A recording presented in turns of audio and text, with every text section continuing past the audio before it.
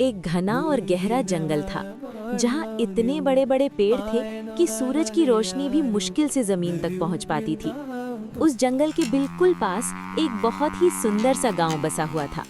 गांव के लोग बहुत सीधे, मेहनती और दिल के अच्छे थे। उनकी जिंदगी का एक ही सहारा था, खेती।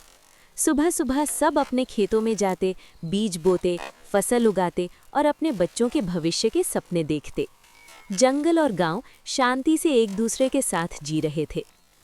एक रात अचानक सब कुछ बदल गया। जंगल के अंदर से भारी भारी कदमों की आवाज आने लगी।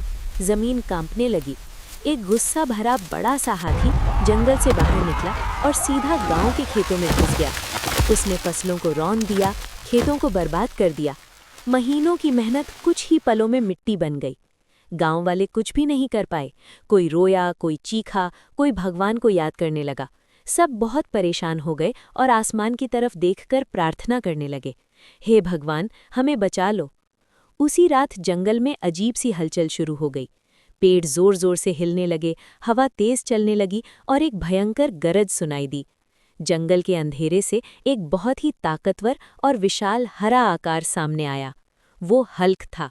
उसका शरीर पत्थर जैसा मजबूत था। आंखों में गुस्सा नहीं बल्कि दया थी। उसे देखकर गांव वाले पहले डर गए, लेकिन दिल से महसूस हुआ जैसे भगवान खुद किसी रूप में उतर आए हों। हाथी फिर से हमला करने वाला था, तब हल्क ने जोर से दहाड़ लगाई। उसकी आवाज से पूरा जंगल शांत हो गया।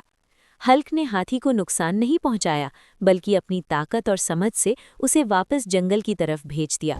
फिर हल्क ने बर्बाद हुए खेतों की मिट्टी संभाली, जमीन को ठीक किया, पानी के रास्ते बनाए।